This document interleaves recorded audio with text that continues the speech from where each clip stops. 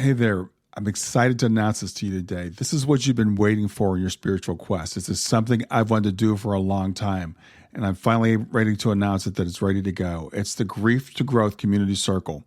Now, this is a sanctuary where like-minded souls are united in their journey through grief and towards personal transformation.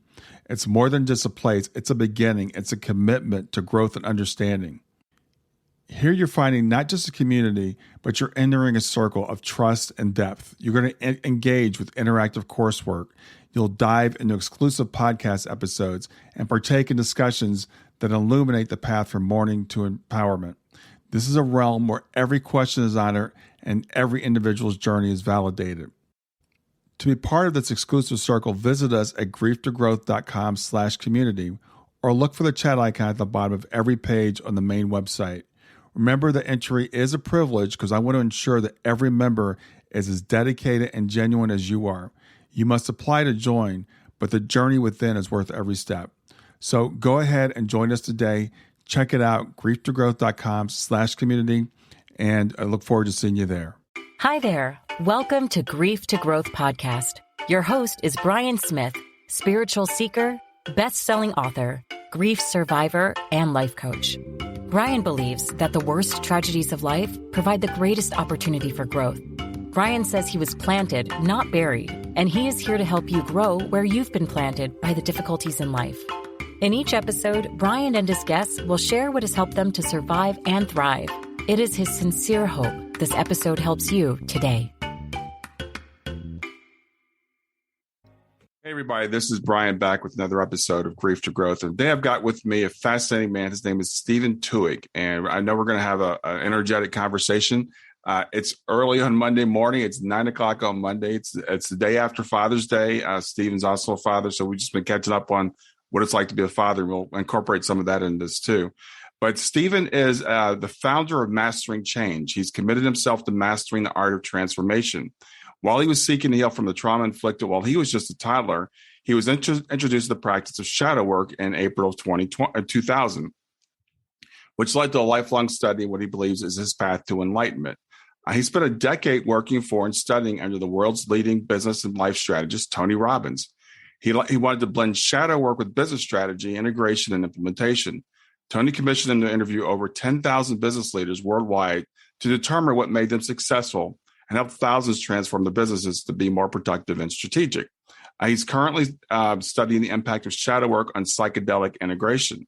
He focuses on bridging the gap between traditional plant medicine and the Western mind, intending to bring the insights and innovation that plant medicine provides to everyone who wants more out of their lives. He believes that we are finally on the cusp of proper mental health, which will spur global innovation, and I hope he's right about that. Stephen is an international speaker. He's traveled worldwide, teaching a blend of strategy, shadow work, and spirituality. He has extensive study in mindfulness, mindset, business optimization, shadow work, and facilitation, neuro-linguistic programming, hypnotherapy, group dynamics, peak performance, leadership dynamics, and unconscious communications. And through his work, he's formulated a specific framework for understanding the human experience, and he's currently training other guides to spread the practice. So with that, I want to bring in Stephen Twohig. How's it going, brother? Good, Stephen. It's great to have you here. We were just catching up a little bit before we got started. I'm like, we need to hit the record button and capture some that you're a fantastic, dynamic person. And I want to really pick your brain today for some of your wisdom. But we're talking about traumatic experiences, and I've gone through a traumatic experience in my life much later than yours. But I understand had a traumatic experience early in your life. And so tell me how that influenced you to get into this work. Well, what I believe, the way that I'm understanding the mind works, it's impacted everything that I've done after that. When I was 3 years old, my stepmother physically tortured me. My mother was attempted rape on her while she was going to work, and so they cut her hands open. She couldn't take care of, at that time she had 3 kids. And so she gave up my youngest sister for adoption to my uncle. And my sister and I went to go live with my dad, who was married to another woman. And wow, why is this so heavy all of a sudden? Interesting. That's chewy, Brian. So I'm 3 years old, it's pre-verbal, mm-hmm. right? And I can remember my dad getting up in the morning. I distinctly remember this one moment where my dad got up and came out. I was excited. It was early morning. I remember it being dark, brightish kind of thing. It was like one of those dark moments that I knew that the light was coming. He came out. He was in a great mood. Give me a hug, buddy. Glad you're here. I remember him complimenting me on the hugs. And then I remember him leaving. I can remember it was in a basement apartment because he had to go up the stairs. I remember he was on a motorcycle. I thought that was really cool at the time because it was really loud. What is this contraption kind of thing? And then I remember him leaving. I remember walking back in, the screen door closing, and then everything kind of goes dark. I can remember the couch being about here to my waist or to my shoulder, to my chest. I can remember visual images of this little one-bedroom apartment that he seemed to be living in, and I don't remember anything else. And that's the way I lived most of my life, and just not remembering. And then I went through some work where I got in touch with what that was. And at 3 years old, I was physically tortured by my stepmother. She would pull all my hair out. She would beat me. She would starve me. And then she would lock me in the basement. Apparently, I looked like my mom. And I would sit in there all day. And then she would let me out. She'd say, if you say anything, I'll kill you and your sister both. My oldest sister who was with me. And again, pre-verbal, 3 years old. This is I don't have any language to explain. I can't go to mom and say, Mom, I'm being locked in the basement, because I don't know how to talk. And, oh, by the way, you'll die if you do. So I'm completely frozen. When they finally got me away, the prevalent theory at the time as a parent, and again, we're all amateur parents. So the prevailing idea at the time was, well, don't say anything and it'll go away. You know what I mean? So now I'm pre-verbal, so I can't explain it. And I'm in a situation where the adults have been trained or have been programmed to not say anything. So now there's this feeling of you at any given time, because at 3 years old, mom and dad are God. At any given time, you could get locked into this basement. So what happens when something like this happens, when trauma comes online, there's this, like, some people call it a split. Some people call it's kind of like when you go to the gym and you work out and you get this kink in your muscle. Well, everything is fractal. Everything is a visual representation of something else. So you have your mental mind, and then you have your body mind, your physical mind. The physical mind, you get these. Yes. Okay. Well, that would also happen in the mind. So there's this moment in time that, and I locked into it. Oh, I'm in the basement. Let me out.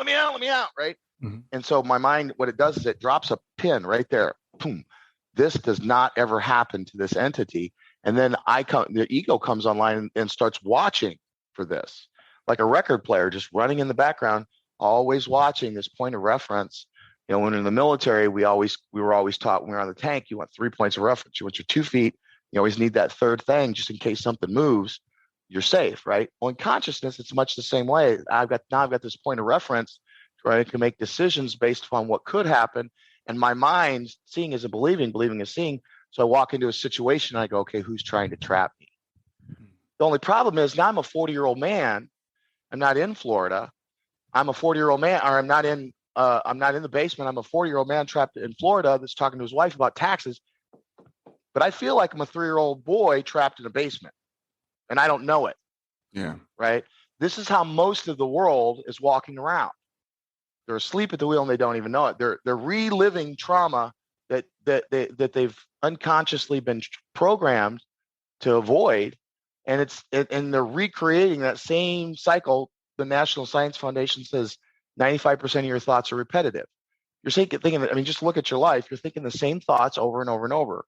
Well, 80% of them thoughts are negative. Like they're based upon awfulizing, attack thoughts, negative bias. Like there's 24 cognitive biases that the mind deals with whenever it's trying to process information. Most of the time, the mind is built for meaning, but it's been hijacked for survival. So most of your thoughts are based upon trying to survive some T-Rex that's never going to come. Yeah. Yeah. And mine was based upon that being trapped in the basement. So, if I told you right now, Brian, to just look around the room, just for the couple seconds, look around the room, find the color red. See that if you're listening on this, look around the room right now, find the color red. Look, red. Now keep looking. Now close your eyes. How much stuff did you see that was blue?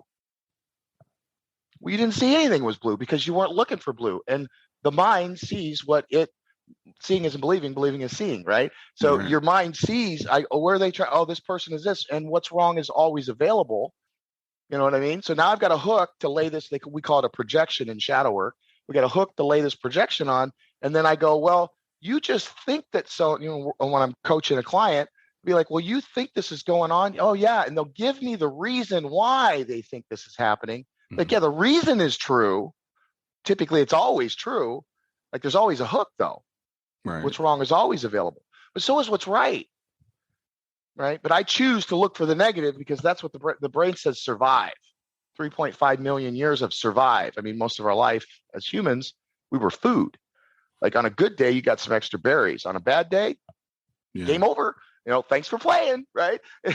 That was, and it was like that many lifetimes, like, 70, 80, 90 lifetimes before you, the mind that is in Brian, that version 3,456,000,000, whatever version of the mind you're in, right? And somebody was grown, and then they had a baby, and then they passed on that information. That baby rose up, then another baby, all the way to you came up, and then you're bubbling. The only place where this story exists of what the world is for you is in your head. Mm-hmm. Nobody else has the same story. Everybody else has a completely different story where they are the hero of their journey. I mean, you think of the hero's journey, and somehow, I think what I think is really amazing, somehow your crazy story and your kids, your wife, your coworkers, whoever you come interact with, your crazy story and their crazy story, somehow, I call it shadow boxing. It just lines right up. And we tell each other completely different crazy stories, but somehow them crazy stories just seem to line up in our minds. I think that's God. I think it points to God. I'm like, there's no way that my crazy story that I have, because I'm crazy up here, it's don't go up there without a flashlight kind of thing. Mm-hmm. I'm crazy up there. And so it's like, how did my crazy story, and I know that you're probably just as crazy as I am, and somehow our stories are just going to line right up, and they're going to be, oh yeah, that's right. And we both could be just completely off. Yeah, we do. I think you just gave a really great description of trauma, how we lock in the trauma, and how it's typically subconscious for most of us. We never go back and evaluate it. And you said we live in this story where that thing that happened to us when we were 3 or 5 or whatever, we're constantly trying to avoid that. And we're projecting it out into the world. And I think about this in relationships I'm in even now. You go back to, you're talking to your wife, and you're like you said, you're coming at like you're the 3-year-old, and she's like looking at you like you're a 40-year-old man. Stay with us. We'll be right back. Hey there, something I want to tell you about today. My podcast platform, Buzzsprout, has recently made it easier for me to allow you to support me financially. Go to www.grieftogrowth.com/subscribe. That's growth2growth.com/subscribe. And once you're there, you can sign up to support me financially. Now, you can do it for as little as $3 a month, or of course, as much as you'd like. If you do that, you'll get access to bonus episodes, and you'll see those in the regular feed. They'll have a lock on them. But when you become a subscriber, you'll actually get access to your own private feed, and you'll be able to listen to the regular podcast along with the bonus podcast for the subscribers. I want to thank you for listening. I want to thank you for sharing the podcast. And I want to thank those of you who support me financially. Have a great day, and on to the episode. I'll give you a prime example. Because people need to understand, this is one of the other things for those of your listeners that are actual shadow work practitioners. There's a common misconception that once I solve the problem, it's solved. I have a 3-year-old that's trapped in my body, that is trapped in a basement, period. Right? That 3-year-old could come out anytime, at any time. You could say, da da da da da, going down the steps, and that could trigger in me that feeling. And it's a feeling of compression. It starts off, it's right here in my chest. It feels first off like I've lost I can't breathe. Oh man, why can't I breathe? Why do I feel I'm out of breath? That little boy is pushing up against me going, shut up, Stephen, shut up. He's starting to feel like he's trapped. So he'll come online and he'll start putting pressure on me to just get small, get tiny, get small really quick, because you're going in the basement. And so as a shadow guy, we need to remember that those are always in front of us. My wife she's I call her the angel of death. right? Because she's a hospice nurse, right? To give you clarification, right? She's a hospice nurse, and she's not a hospice nurse. She's 15 years in the industry. She's got her master's degree. She's working on her PhD. We're thinking about doing psychedelic assisted end of life care. Like, she's the hospice nurse. Like, she's the angel that you hope shows up when you're dying. When I say angel of death, there's a reason for that. I'm not just because she's my wife. You know, Yeah. no. She's the angel. Like, she's an angel. Like, and so she's got this. You know, we're constantly doing work. Well, she's had this shadow that she's been working on. She just could not get around it. And a couple of weeks ago, she finally got it. It was terrible. It's just that easy. Terrible. And so imagine if everything in your life were just filtered with terrible.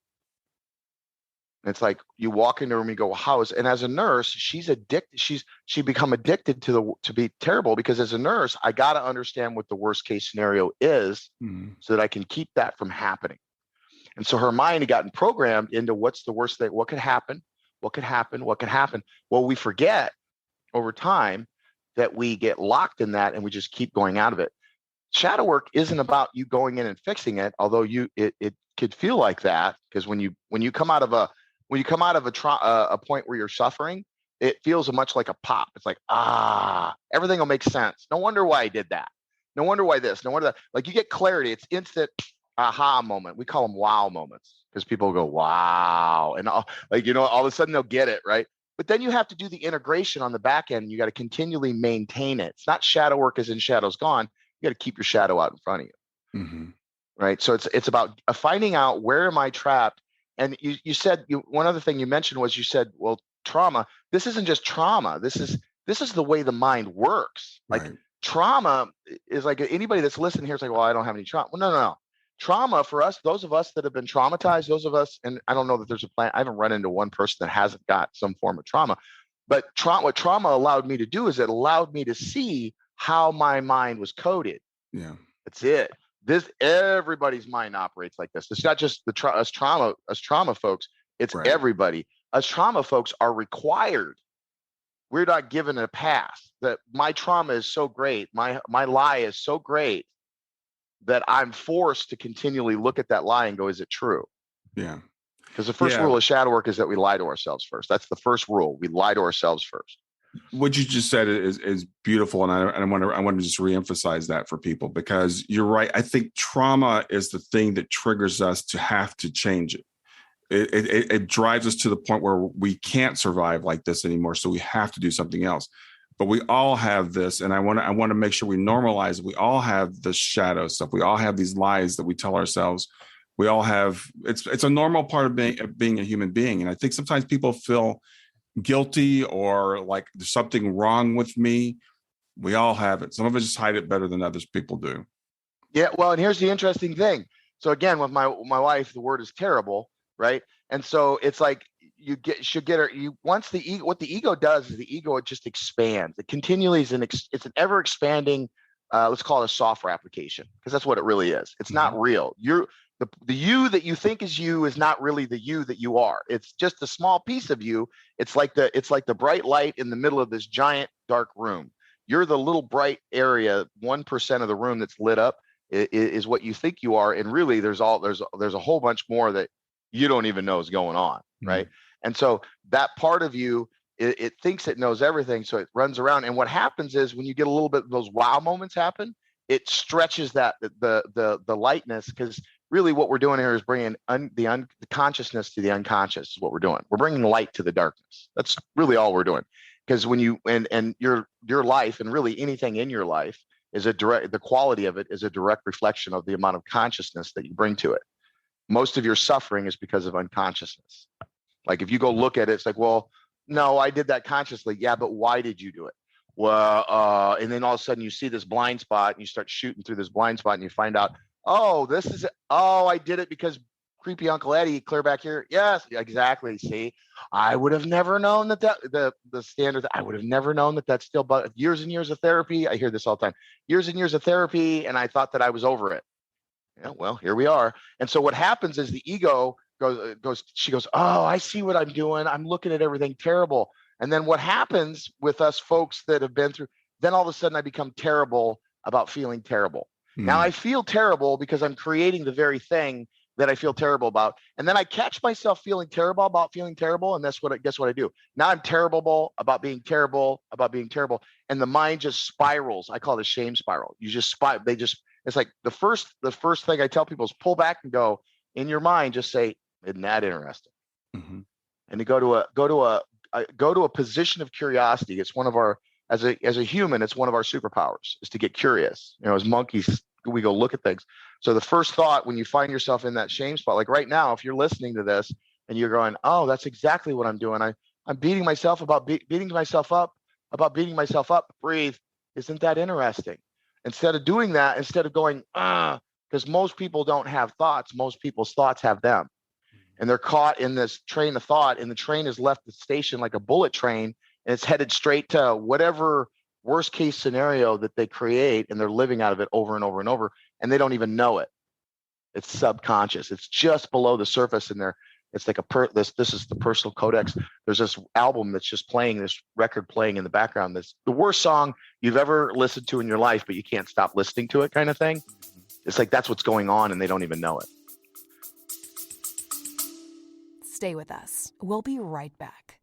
Hi there. I'm really excited to tell you about my latest ebook. It's 4 lessons that you can learn from the near-death experience without going through all the trouble of dying to learn them. I've been studying NDEs for several years now. I am completely convinced that not only are they 100% real, but that there's some very universal wisdom that we can get from the near-death experience. And I've distilled that down in this book into 4 short lessons. And I've also given you all the reasons why I believe that NDEs are absolutely real. So go to www.grieftogrowth.com/NDE lessons to pick it up for free. www.grieftogrowth.com/NDE lessons. I hope you enjoy it. Yeah, it's absolutely true. That's been my experience too. And that the feeling terrible about feeling terrible. It's like, and I was telling you, I deal with a lot of people in grief. And one of the big things about people that are in grief, there's always seems to be some level of guilt. Even when there's really nothing objectively to be guilty about. From an outsider, I'll look at them and say, you didn't do anything wrong, but we shame ourselves. Yep. And we shame ourselves first because we believe that somehow the story that we're living in, because we're all living a hero's journey, a subjective experience of, if you think of every movie that's ever been, every show, every movie, there's only been one frame. It's called the hero's journey. Joseph Campbell called it the monomyth, right? Well, I think that's just, if you think about it, since the beginning of time, every culture, same story. Yep. Every culture, same story. Every human, same story. Isn't that interesting? Well, there's got to be a definite, like, that's one of the first threads that, like, there's no way that could be an accident. Like, there's just no way. And that, because that's what we're living in our heads. We're looking for this, we've got this groove developed in us. And so as soon as something happens, we go, what did I do? What did I do? And it's got to be about me, because everything, we're living in a narcissistic society. Paul Levy called it the Wetiko virus. We're all living in this narcissistic environment. And I think it's all because we've all been traumatized. We're all living in grief, and we're just managing. Most people don't build the ideal life. Most people are just managing the circumstances of what has been handed to them, and now their head is down. Mm-hmm. And if I'm focused on circumstances, because my brain is programmed, I'm working with this lady. She's one of the top financial advisors in our country. And she's working, and she's exiting the business. And as a business owner exits, it's a different type of business. Having worked with Tony, right? It's a different type of business when you're exiting. And this trauma point, it keeps us focused on, we're managing circumstances. If I don't look up and look down and look at the horizon, now I'm in suffering. And now I take that and I bleed that into my personal life as well. And what she's done, she's just become enamored by looking right at the problem. Well, if I look at the problem and I step over the problem, because my programming, what am I going to do next? What's the next thing I focus on? What do I need to be looking for? If I'm problem focused, what am I going to look for? Problems. Right. And you get what you focus on. So because I'm focused on problem, and go into it, like, this is, yeah, cute, haha, but actually go into your life, into the subjective experience of your life, and go, that's exactly what I do. I go, okay, now what's the next problem? And now what you're doing is just jumping from problem to problem. And your experience is there's nothing but problems, because that's all you're looking for. So consciousness bleeds right inside that smaller container. And now you feel like you're stifled. You feel like you're stuck. Well, that's because you're not building the ideal. You're not building what you want. It's two different parts of the brains that come online when I'm managing circumstances versus building the ideal. Yes, I love that, what you just said about, and we are, and this goes back to that prehistoric brain. We are built to look for problems. That's when we were in the jungle, you needed to see if a tiger was coming. You're not looking at the flowers. And we still do that. And you can convince yourself that nothing is right in your life. And I've seen people that have done this. I'll convince myself of it and then talk myself. I do this for a living. Like, I've been doing this for 22 years. And for me, it was life and death. You're locked in a basement. You have to figure it out, kind of thing. Like, for me, it was a must to figure out what was going on. And I still get stuck in it. So people need to understand that the root word for human being in Arabic is to forget. We forget what we're doing. We forget. I remember I work with this medicine called ayahuasca. It's the strongest psychedelic on the planet. It's DMT. And I work with Tony. I work with geniuses throughout the world. You get to Tony Robbins, who is arguably of our time, one of the best in this field, arguably maybe one of the best ever in this field. Right. So I'm working next to him. I built his business master, and I've reached the end. Now what? Here I am, still trapped in this basement. I found ways to get out of it, but I still find myself tripping into it. Still haven't figured out quite what. I haven't got my hand on it yet. So, like a monkey, have you ever seen how they trap monkeys in India? No, I haven't. Yeah. So in India, I got the video. You can go out to my YouTube page and check it out. But in India, what they do is they used to take this gorge, and they would hollow it out, and they would put a little hole in it, like enough to fit your hand in it. And what they would do is they would put fruit in it, and they walk into a field. Monkeys be watching them do this, and they just walk up and they tie this gourd to a tree, and then they walk off, and they don't even leave. They just kind of sit off a little ways, and they wait. Monkeys being what monkeys do, and that's what we are, right? We're just hairless monkeys.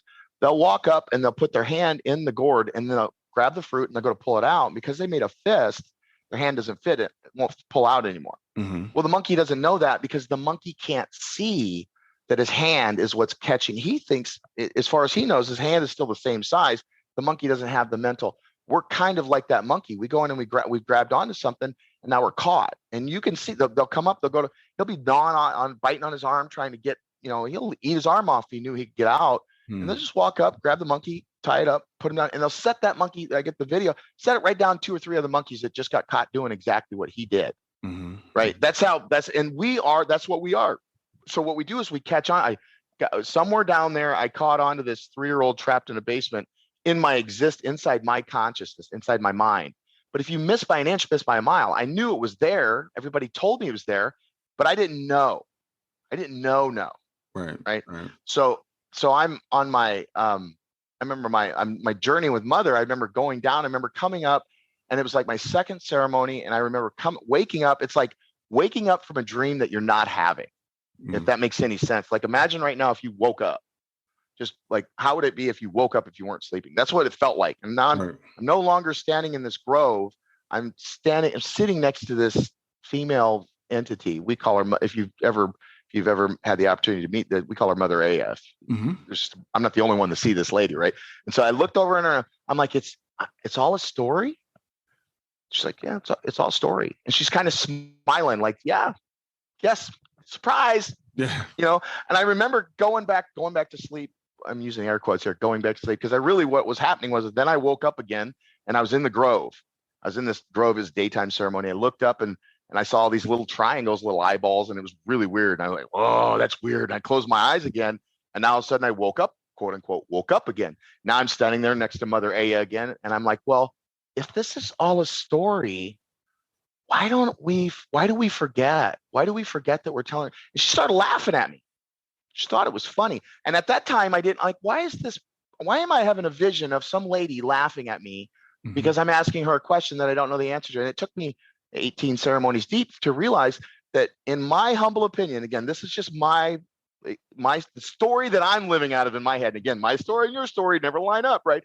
The story that I'm living out of my head is the reason why we forget is because that's what we were put here to do. We made the agreement to come here and forget what we're here to do. And so the root word for human being is to forget. And so I've got my hand on this thing that says I'm trapped, but I've forgotten that it's back there. Yeah. But there it is, pulling me, holding me down to this feeling. And I have to do that because the strongest force in our human condition is our identity. Like as humans, we will do anything to stay consistent and persistent with how we identify ourselves, both good and bad. Mm-hmm. And so if I've got this feeling of being trapped, I load that down into my psyche and say, okay, this is who I am. This is my existence. This is where I am. Like when you boot the software that is the mind online, the first thing you go is, okay, who am I? Who am I is where am I at on the map? So when you go to like the mall you've never been to, a lot of us don't go to malls anymore, right? But if you go to a mall, that you remember looking at the map, and there was always we needed to know three things, right? First, I needed to know where I was. Right. You are here. That's the identity. This is I am. Here's where I am. And now that I know where I'm at, I need to know where I'm going. There's Radio Shack. For those of us that remember Radio Shack, right? There's Radio Shack. If I'm here and Radio Shack is there, now I can navigate a course to get where I'm going, right? Without that I am here, doesn't matter if I know where Radio Shack is or not. There's no way for me to create a strategy to get from where I am to where I'm going. This is just basic level stuff, right? Without a zero, you can't get to one because you don't know where you're at, right? So then I'm trapped in a basement. It's the way I make meaning of my world. It's the way all of my decisions, all of my strategies, all of my information flows out of this basement that is trapped. Now, if I get too far away from feeling trapped, now I'm out in the ocean and I can't see the coast. And I don't know what's where. I don't know which way to turn. I call it dark night of soul to D-knots, right? I don't know whether to go left, right, straight, forward. I don't know. This is how you get sucked into a hurricane. So the mind doesn't do that. What the mind does is it stays up against the coast of the basement. So there are times that I go, okay, well, do you feel trapped? No, you're not trapped. Okay, everything is good. But notice that even in that feeling of everything being good, I'm still holding it up against that feeling of being trapped in the basement. It's only going to be, it's either going to be you're good or you're not. It's either good or keep doing this till you are good. Everything is based upon that crappy feeling. Yeah. Right.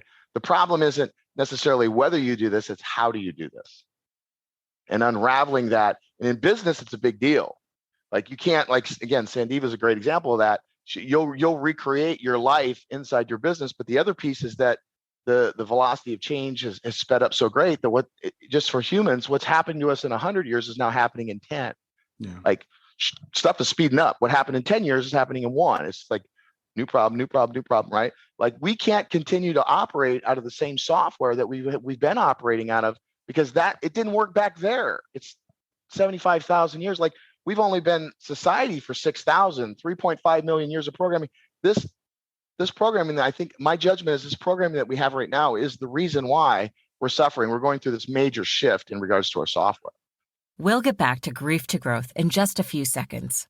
Did you know that Brian is an author and a life coach? If you're grieving or know someone who is grieving, his book, Grief to Growth, is a best-selling, easy-to-read book that might help you or someone you know. People work with Brian as a life coach to break through barriers and live their best lives. You can find out more about Brian and what he offers at www.grieftogrowth.com, www.growth.com, or text growth, GROWTH, to 31996. If you'd like to support this podcast, visit www.patreon.com/grieftogrowth, www.patreon.com/GRIEF, to make a financial contribution. And now, back to Grief to Growth. Yeah, that's an excellent point, because we do have these brains that were developed for a different world. We're living in a completely different environment with this brain that's developed for fear and for survival and to look for the worst, and it's making a lot of us miserable. I think it's why we feel the disconnect and the lack of meaning in life. I love what you said earlier. Like it's like we're programmed for survival, but we seek meaning. That's what people want. We want meaning. Yep. We that's the thing. I think the mind is originally designed for meaning. So we come online, we go, what does all this mean? What does this mean? But then the deep that it's been hijacked for survival again, over and over and over again. It's like, well, you can't get past this. So then the mind goes, okay, well, then we need to survive first. And then the third piece that becomes what I call BIOS level programming would be efficiency, right? Because the mind only has, right now, your mind takes about 20 to 25% of the caloric intake that you have goes to just processing thought, right? At some level, just to get the mind, the organ that is the brain to operate, you're talking 20% of your caloric intake. 20% of the food you eat every day goes to how much you think. That's the most energy intensive organ in the body. It's more than any other organ in the body. And so to compensate for that, to get more thought, the mind's created what's called the default mode network, the DMN. And what the DMN does is it says, okay, if this is the path to get there, it wants to go to overdrive. It's kind of like a zip file. I go, okay, I take the zip file and I go, okay, trapped in a basement. We'll just use my trauma point for an example. We go, okay, trapped in a basement. This is what that looks like. This is who you are in that. These are the words that you'll use, the plot that you'll make out of that. Here's the deep coding meaning that you've got. Here's all the blueprints around how the world operates in that situation, that scenario. Here's all the emotions and energy that comes along. Here's what you can do, can't do. Here's all your decision-making options you've got. And here's what kind of rituals do you have around that.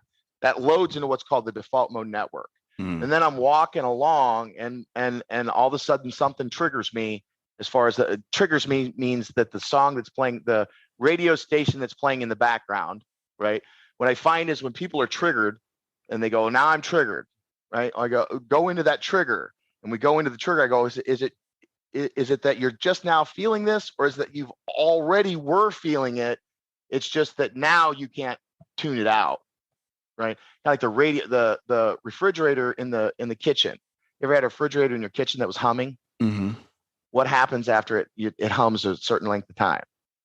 You don't hear it anymore. You tune it out, right? So there's this tune out that happens, but then all of a sudden somebody comes in and says refrigerator, and you go, oh, and now you can hear the humming. Like it's all of a sudden, now you can't hear it all of a sudden. Like all of a sudden it just came on. Like right. That's what happens. And so this default mode network says something around the trauma, and all of that file, that entire file comes forward and from my default mode network and gets loaded into my nervous system. And now I am metaphorically inside that basement, but I don't know it. Right. And the default, it's kind of like, have you ever you've been driving somewhere and you've driven there thousands of times, and then you wake up and you're just there. Yeah. Right. You don't know how you got there. Yeah. That's because your default mode network. Thank you, mind, right, for doing what you need to do. If that didn't happen, if we didn't have a default mode network, you'd get hit by a bus. Every time you walked out, it's only a matter of time before he dies, because your mind can't process that much information. Like when you're sitting in a room full of crowded people, or like if say you're walking along the street in New York and somebody comes in the crowd, it takes like the computer program. It's like 1,000 points that have to be taken into consideration for you to take that moving piece and process it and go, oh, that's Steven. Yeah. Like that's like 1,000 points. Like that's massive computation. We're talking quantum level. Your mind is unbelievably powerful, but that's a lot of data. So the default mode network takes anything that's automated and it zips it up so that you don't have to deal with it, so that you can have this higher functioning thought. The problem is you're standing on top of all that. You don't know it. Nobody's taught you to look through the looking glass, right? Yeah. So you have this glass case that's around you that's got all these patterns that have been etched in the glassing of what the world is. The problem is most people, there's only two types of thoughts. You have the thoughts that you think, and then you have the thoughts that you're hearing yourself think. In other words, they're echoes of thoughts that have already been thought, right? Yeah. Most people aren't listening. Most people aren't having new thoughts. What most people are doing is they're listening to thoughts that have already been thunk. I guess would be the past tense word of think, right? Yeah. So the past tense, they've already thunked those thoughts. And because they've already thunked those thoughts and developed a pattern and meaning to it, that's etching on the glass. Well, over time, what happens is you start living out of that etching, thinking that, not completely unaware to the fact that you're living out of your etching, and then that's projecting the shadow onto the world, and you're thinking that it's the outside world, but it's not. It's the etching in your glass. And we want to do what we do in shadow work is we go, okay, you see that? Yep, that's you. Oh, and now we call it owning your shadow. Now you can own it. That is me. Exactly. Now own it. And now that I own it, now I can see it. Now I don't have to step in it. I have to live out of it. Yeah. And I don't have to suffer out of it. Right. And I think that the world needs to do more and more of this. Yeah. And one thing I want to interject here, because the word shadow work sounds dark, sounds scary, sounds like something I don't want to do. So people, I think, turn away from doing the shadow work. But what we need to help people understand is you're miserable now. You think you're avoiding it. I was just having this conversation with somebody Saturday. So we were, I do past 2 years now, I've been doing psychedelic integration work with shadow work, and just working with somebody that was just like, I don't want to do this. I don't want to go there. Yeah. I don't want. But isn't it like, okay, well, check your body though. Isn't it true that you're already going through it? I am already going. All you're doing now is facing it. That's it. All you're doing now is looking at it and owning what you're already, but I don't want to do that. Isn't that interesting? You're still spending all this energy underground. They're expending more energy to maintain whatever it is. Yes. Right. And they're spending more energy maintaining it than they are just dealing with it and then moving it over. And then also the other piece is, so working with somebody this Saturday, and he had something happen to him when he was young where he was told not to have any intimate relations. So there's this part of him that's just terrified to be in a relationship, right? So now he can't figure out why he can't be in a relationship. He's now an adult. He's exiting a relationship, and it's like it's the same exit that he's been taking his entire life. He's like, I can't figure out why I keep getting the same exit. Well, he was building it up, and he didn't even know it, right? This same guy was. I don't want to look at that. But isn't it true that you're suffering now? Well, yeah. Okay. Well, how are you suffering now? Well, I always get this feeling like Okay, so you're feeling as though you need to be quiet, you need to be separate. Yep. And how much of that energy? How much do you have to fight against that? Oh, what percentage of your mental power? Oh, 10%. Okay. Yeah, and then it was like 30% of his energy was spent working his way out of the lie that he knew. No, you are good enough. No, you like leaning against the lie that I'm not good enough. It took 30% of his energy just to work his way out of the hole. So there's 30% of his mental capacity that he doesn't have. And then the gold that he had down in there, the reason why he had learned to be not in intimate relationships, because he felt so hard. He loved so deeply that he felt he needed to stay safe because he didn't want to hurt again. So now we have this beautiful heart, this deep, almost genius level ability to connect with people. But he's got this shadow that says, if you do that, you're going to hurt. So then he's separate from that. So not only is he losing 30% of his mental capacity, he's really missing his genius, which is the ability to connect. People will come in and they'll say, well, shadow is dark. And I think, honestly, Brian, I think that it's very interesting to me when people, I got a client, he said, I thought it was devil worshiping. What are you talking about? He's like, well, when you first mentioned shadow work, I almost didn't sign up because it was like, I'm not doing any devil worshiping stuff, but I knew that you'd work for Tony and I had this interaction with you and I watched these videos. He said, that's the only reason I signed up for your course. Right. But now I know, because it's you get this natural, like when you're thinking of shadow work, think of the aversion. Right. What if that aversion weren't about shadow work? What if there was some part of you that was unconsciously saying, oh no, don't look there? Like part of you came online as soon as you heard shadow work. There's a part of you that came online and said, wait a minute, wait. You don't want to go there. Right. Because the conscious mind does not want to go there. It wants, the first rule of shadow work is that we lie to ourselves first. You're lying to yourself. Those shadow elements of ourselves tell us, I'm the one keeping you safe. I'm what's keeping you safe. This is your coping mechanism. So when people hear this, they're like, you're trying to take that away from me. Exactly. In addicts, you see the same thing with addiction. I'll be working with somebody in addiction and they'll go, I'll go, I need you to quit that. Well, this is how I'm managing my trauma of being abused when I was 3 years old. You want me to get rid of the tool that I use that keeps me out of the basement? And again, like this, their metaphorical basement, right? You want me to stop doing this for that? Oh no. They're not even willing. That's why harm reduction is the thing, because you can't just take away somebody's.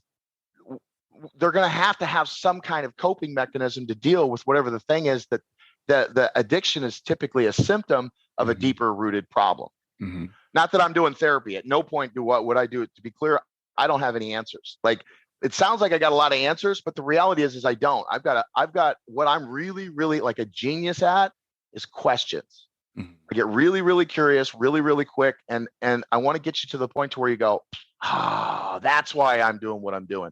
And if I have an answer, even if I know the answer, if I give you the answer, well, if you got a neuron that's firing, looking for the answer, it's like reaching for an answer. And then the answer's on the other side somewhere. And I jump you from one neuron to the other. You don't make the connection yourself. Now, when you're in the situation, you're not going to get there, because you're going to need me to tell you what to do. So you can get, even though you know how to get there, I am in your strategy making process. You have to come through me now to get to your answer. And now I've hobbled you. Yeah. And most people are hobbled before they even know they can walk. And so a good shadow guy doesn't have any answers. But yes, shadow is the part of you that you hide, repress, and deny. That is not the dark aspects of you. Matter of fact, Marianne Williams said, our deepest fear is not that we're inadequate. Our deepest fear is that we're powerful beyond measure. Yeah. You're afraid of just how powerful you are. You just don't know it. Yeah, I think that's an excellent point. I want to talk about, you mentioned ayahuasca and you talked about Mother Ayahuasca. And to me, it's fascinating how psychedelics seem to have the ability to help people to heal. And it was funny. I was just a few weeks ago, saw an interview with Will Smith with David Letterman. Great interview. And he was talking about ayahuasca, and there's just this perception that, I can't do drugs because those are bad for you. But talk about psychedelics and talk about why you think that helps us to unlock some of this stuff. Yeah, and understand that I spent a long time in a 12-step program. I was Alatot, Alateen, Alanat, NA, AA, like you name it. If there was an A behind it, I probably joined it. Like, you know what I mean? I was looking, because again, I was looking for the answer. Why do I keep going to this unconscious suffering, just keep creating the same suffering over and over, right? And so the 12-step programs are really, they're a transformational tool. But even the 12-step program, AA itself was created by a gentleman by the name of Bill W. Bill W., when he first started AA, he did what was called the belladonna cure. The belladonna cure was a psychedelic experience where they would put you through, and he had this epiphany, and that epiphany he took the Oxford group and a couple other groups. We put them together, created the Alcoholics Anonymous, the program that we now know. It wasn't meant to be a program that you kept coming to, but then he then was still suffered from severe depression, never did, and he ended up going and taking some LSD, and he at that point wanted to add psychedelics to the AA program because he was certain that was going to be. But the old timers like, dude, like, shut up, man, you don't tell an alcoholic to take a chemical, right, to stop taking chemicals. That doesn't make any sense, right? We need to understand the difference between drugs and medicine. Right. Right. That's the difference. You'll never see, in my humble opinion, I don't care how far down in the future you go. I don't care how embedded it becomes into our culture. There's never going to be a time where you go to a frat party and you see a kegger of ayahuasca laying there. Like, people don't go there just to drink the tea. You know what I'm saying? It is painful. You don't go into that. Do not go into that blindly. Like, you need an integration coach. You need somebody there sitting with you. You're going to want integration in the background. The Western mind is not, the amount of lies that we've been taught unconsciously processed are amazing, right? And I don't want to go too woo on us, right? But what I found is psychedelics are a non-specific focus enhancer, right? So whether I'm working with businesses that want to innovate, or whether I'm working with somebody like me that's dealing with deep-rooted trauma, or whether I'm dealing with a spiritual, somebody looking to be more spiritually enlightened, what ayahuasca, I work specifically with plant medicine because I have my own reasons for that. But psychedelics, what they do is they're a non-specific focus enhancer. So when you set your intention, I want to help me understand, help me heal, help me do. What happens is the medicine comes online, and wherever your focus goes, your energy flows. This is like this, not just with psychedelics, just in general. Wherever your focus goes, your energy flows. Well, when you bring in your focus and you add the medicine tends to be a focus enhancer. You go from being able to focus on it times 2 to focus on it times 2,000, and all of a sudden, all your entire brain lights up, and you can make connections in your mind that you could have never made because you have these deep-rooted patterns of the way. If I told you to look around the room and find red, you wouldn't get blue. But if I told you right now to look around the room again, and let's try this again, look around the room and find the color red. I said, close your eyes. And I go, well, how much stuff did you see now that was blue? Oh, I saw a couple things. Yes, because your mind said, oh, there's also this other thing that may come into play. And so now your mind is noticing it's noticing the red and the blue, and it might not be causing the pink so much, right? That right there is adding psychedelics, but times 2,000. Because now you're coming in and your mind, and the mind is going, now look all around you. And you're like, I didn't even know any of this stuff was here, right? Psychedelics breaks us out of our rote programming, or helps us break out of this rote programming that we've been dealing with, and focuses us inward and goes, okay, how did you get there? Yeah. It's funny when you were talking, you said you just briefly said, I'm going to go too woo on this. And I do, because this is what I do. My spirituality is a deep part of what I do when I work with people. And I believe one of the issues we have in the world is we have forgotten who we are. We have forgotten we do this incredible, powerful being. We've forgotten while we're here. And I could see Mother Ayahuasca like laughing at you, like, you signed up for this. Exactly. It's like the 18th ceremony. It was like, I got it. It was like the reason why was because you asked, this was your idea. Like, this wasn't my idea. I'm just here helping you. This was all you. And every teacher that I've ever come to always points me back to that. Mm-hmm. This is you. Any teacher worth their salt, any teacher that, and go in and check yourself and see if it's true. Any teacher that's ever been worth anything for you, that's ever helped you grow at all, has always pointed you back into yourself. Mm-hmm. So we do this process called shadow ceremony. It's the shadow practitioner level 1 is what it is. And what we do is we go through the cave to touch your shadow. What is the part of you hide, repress, and deny? But we're not going into the shadow just to go. We're not going into the mind just to get to the mind. We're shooting past the shadow to get to what I call your well, right? There's a part of you that stuff doesn't come, like all the things that you have, the genius that is Brian, it hasn't come to you. It's not like something out here came to you and now you have this gift. That's not how things have come. They haven't come from you. Brian is the genius. No, if you go and look at the genius, like the real genius stuff in you, didn't come from you, didn't come to you, it came through you. And what we want to do is we want to connect to that well. And what that does is that redefines, we talked about the axis mundi, we were offline, the center of balance, your center of the universe. Most people are taking. There's a book out called, it's an audio called The Erotic and the Holy by Mark Gaffney. And he says, are you giving? Are you taking? Are you open to receive? And whenever I go to a situation and I go into the place where you're suffering, and I don't care what it is, just go into the place where you're suffering right now and think about that place and go, okay, in that moment, am I giving or am I taking? And if you're suffering, 90% of the time you're taking. And if you're not, that other 10% will be, well, are you open to receive? I'm not open to receive. Okay, well, then that's why you're not feeling this moment. You're not open to receiving because you're in a condensed, I call it a condensed state. That's why you're suffering. You're never going to be able to receive because you're trying to take. As soon as I go to giving, then my natural my body then goes, it knows, because at the core level, it knows that that's the only way to receive. I know by giving, then I become open to receive. So this is about shifting that. And when I say that, again, we talk about the woo. I come from Tony Robbins, very strategic. If you do this, that will happen, right? And I kind of traveled down in, started dealing with these plant medicine people. And it's like they came from the woo and they're coming this way. It's like we kind of cross, you probably running this, right? You kind of cross paths with them. Yeah. So I've been very conscious to try to not get so far into the woo that people that are still in the strategic end of life, still in the, the construct. I want to be able to make sure that the two plug. I try as hard as I can to stay right at that crossroads. Perfectly understand what you're saying. And I'm actually taking a program right now, a coaching program that's very similar with what you're doing with the shadow work and understanding our shadow. We call them saboteurs.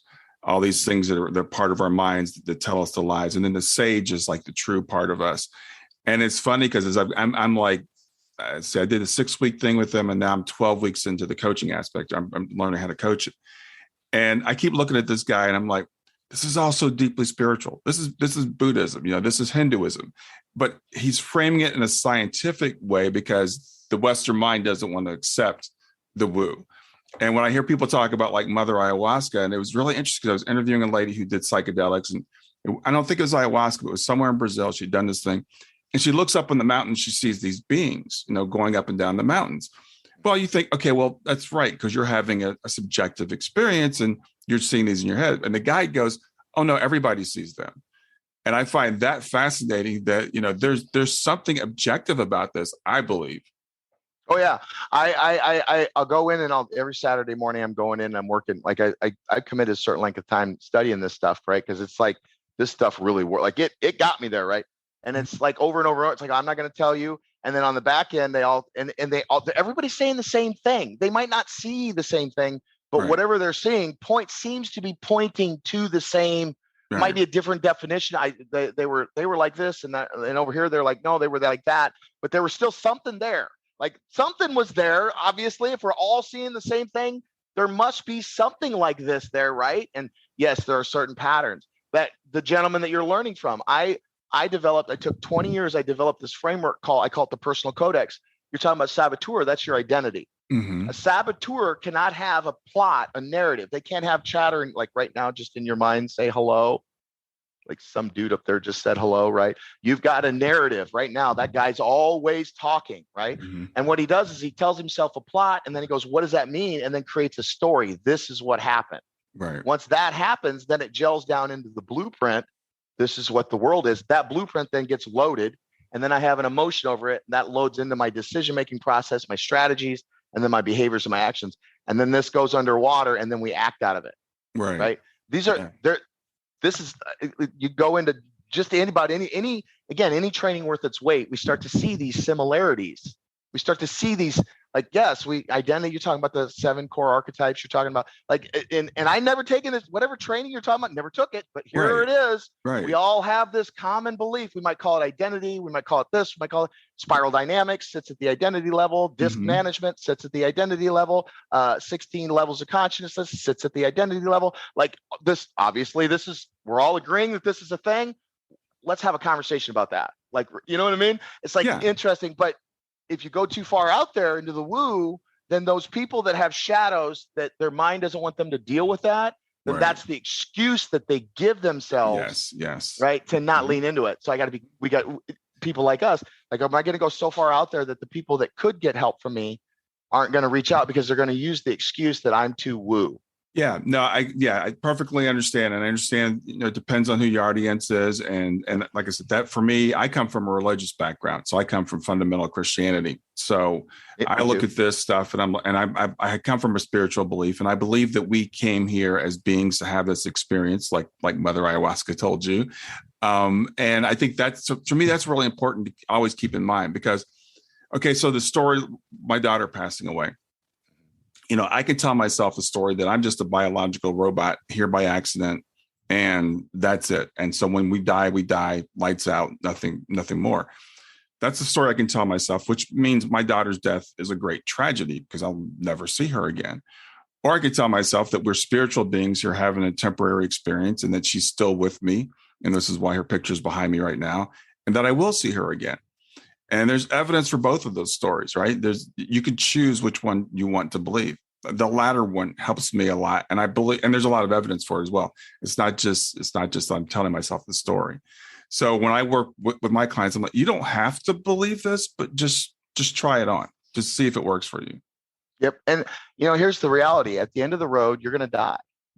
Yeah. I'm going to die. You're going to die. Yeah. Everybody on this call is going to die. No, like Brian, nobody's going to remember your name. The country's going to fall.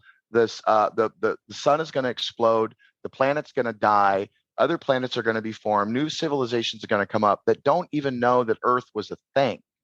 At the end of the road, nothing that you do here matters.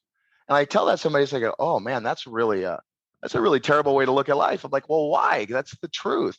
Well, then why would we live? Okay, well, just for a second in time, feel the air on your skin. Yeah. Feel the temperature, like feel your butt in the chair. If you're driving down the road, notice that you're driving, like be where you are now. Are you in a house? How many people are in that house with you? Like just really allow yourself for a brief period of time, be here now, and then allow the story of what happened, daughter, all that, slip away. Allow tomorrow what you need to get done, all that stuff slip away, and just allow yourself for just a moment to be here now. Feel that right there. What are you feeling? That's all that's important. Yeah. Ever. At the end of the day, how do I feel? How do I make others feel? Do I bring light into am I living out of love, or am I living out of fear? I call it a D night, dark night. Most people that, especially because of the content that you offer is so profound for somebody that's in what I call a D night, a dark night of the soul. It's like, ask yourself when you're in that fear and where you're ruminating, am I coming from fear right now? Is it I'm afraid of something? And then in your mind, just say, well, what would love say? Yeah. And listen. What was that answer? And you'll find that it's soft. Typically, love doesn't. Like fear comes in. What fear does is fear busts through the door and says, you need to run, like run, like that, right? It's loud. Right. It takes up space. It demands that you get everything else out of the way. Love doesn't do that. It kind of walks in and it's all soft. And it's like, just let everything be. And it's so simple and it's so matter of fact that our mind goes, there's no way that's the answer. But part of you knows that's the truth. And it's hard for us as humans to break out of the mind and into the truth. And so we look at that and we go, that's too scary. That's too dark. I'm not doing that shadow work. That's devil work. Shit, stay away from it. And we go, oh, I trust that. That sounds right. And we continue to manage the circumstance because we don't want to better to deal with the demon that you know than to raise the demon that you. What if I let go of this and there's something? What if I let go of this meaning that I made about my daughter dying? If I let go of this to reach for something greater, I don't know that I can take another pain that's greater than this. Yeah. I'd rather manage this fear than the pain, the suffering that comes along, and I can't imagine. So that we're clear, I can't imagine. I think that would crush me.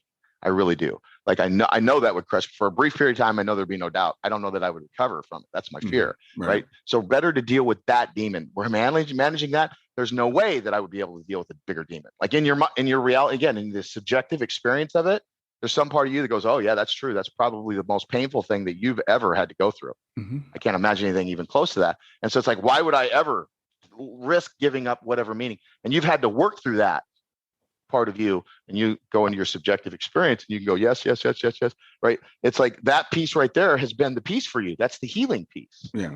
Is letting go of that. Yeah. Right? And that's, it's funny because so many times as you were talking, you were using the word letting go. And that's the hard part for us humans. And it goes back to your monkey thing.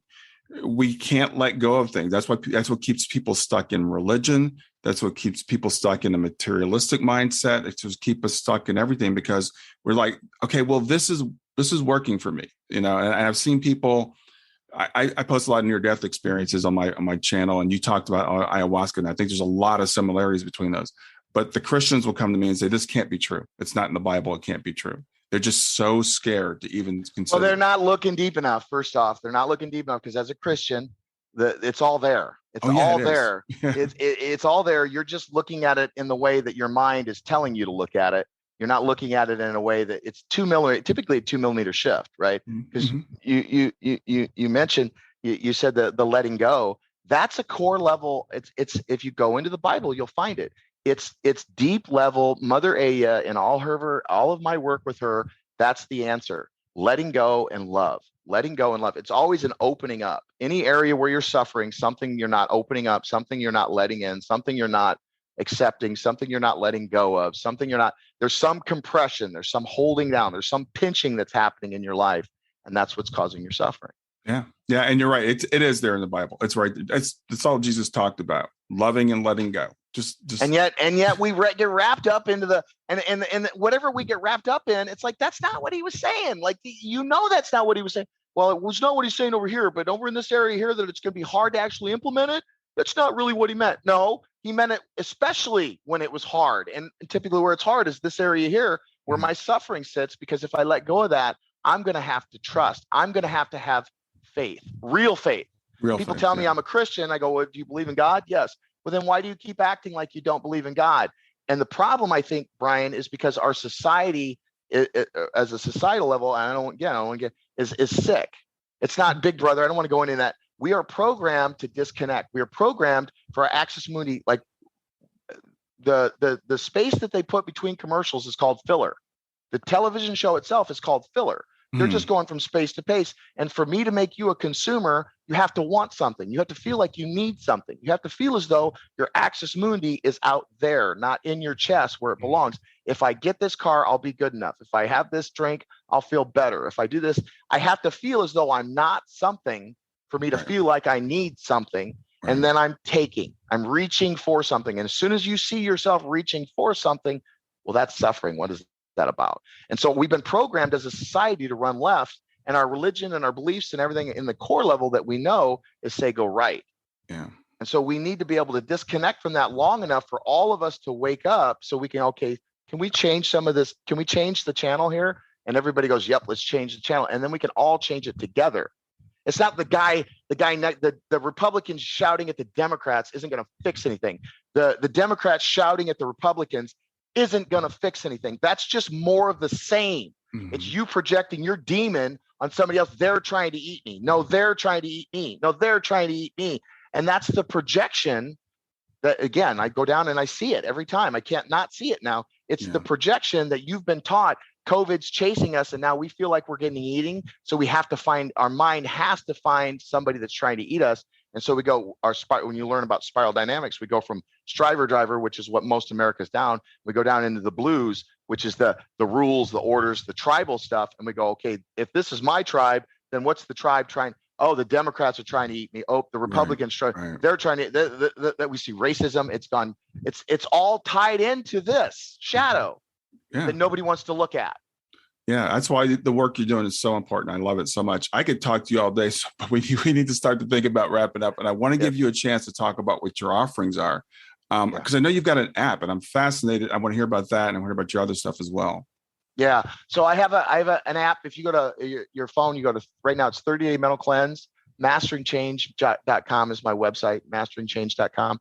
So we have an app right now that will allow you the ability to go. We have a 30-day mental cleanse process. It's a 30-day cleanse where we wipe out at the plot level, at the second influence point of your, what I call your personal codex. Mm-hmm. Go in, how to grab the thread. A thread turns into a string turns into a rope attached to a chain, yank the chain, anchor will come up, boat will leave the harbor, right? It's a 30-day process where you can go in and practice shadow work on your own. Like, you don't need somebody, but if you want some support, we do weekly. We have these weekly mastermind groups where you'll check in on this mental cleanse process once a week. And it's phenomenal. I'm adding some psychedelic integration stuff. I'm adding an intro to shadow work stuff. I'm adding a relationship stuff. Like, that's where to go to get everything that I'm loading right now. Mm-hmm. I also have there's a program. If you go to shadowceremony.com, you need some deep. I need some support around this. Go to shadowceremony.com. We only do 25 people at a time. So it's a small group, but when we do it, we're going to go right to it. Like, there's no hiding. You could resist. That's not why you came, kind of thing. We're going to go right down into the very core of your suffering, and you're going to pull it up, and you're going to deal with it in the room over a weekend. You will touch a piece of your shadow, and then we'll connect you to your core. You're going to develop a mission. You're going to develop purpose. You're going to develop insight. You're going to understand what your superpower is. Like, we're going to do that over the course of 3 days. It's a deep dive kind of thing. And then I do some one-on-one coaching as well. So masteringchange.com, or you can go to shadowceremony.com. That'll all get you there. Awesome. Stephen, it's been really fascinating talking to you. I really appreciate your energy, your wisdom. You're just being so forthright about everything. So for people that sometimes people listen, they don't see it. So it's Stephen Twohig, Twohig. And the website, again, is masteringchange.com, where you can find out more information, and shadowceremony.com. Anything you want to say as we wrap up today? No, man, I appreciate what you're doing. Most importantly, if you're listening here and you're suffering, just take a breath. Take a breath and give yourself permission just in this moment to just breathe. And, remember who you are. Remember that you're God having a human experience right now. And what if everything in your universe happened for a reason and it served you? Yeah. Awesome. Have a great rest of your day. You as well. Thank you, brother. Thanks for listening to Grief to Growth. Brian hopes that you find this episode helpful and will come back for future episodes. Brian's best-selling book, Grief to Growth, Planted Not Buried, is a great resource for anyone who is coping with grief or knows someone who is. If you enjoy the podcast and would like to support it, there are 3 things you can do to help. The first is to share the podcast with someone that you think it will help. The second is to go to iTunes, rate, and review the episode. The third way you can support the podcast is by becoming a patron. Head over to www.patreon.com/grief2growth. That's patreon.com/grief, the number 2, growth, and sign up to make a small monthly donation. Patrons get access to exclusive bonus content and knowledge that you are helping to spread the message of grief to growth. For more about Brian and Grief to Growth, visit www.grief2growth.com. Hi there. I hope you enjoyed this latest episode of the podcast, and I'd love to hear your thoughts. What questions came up for you? What did you like about it? What didn't you like about it? I invite you to visit us at grieftogrowth.circle.so. That's grief, the number 2, growth.circle.so to continue the conversation with me and with other listeners. It's a space to sound off, to share reactions, and to go deeper into the topics from the show. I look forward to chatting more, and I hope to see you there.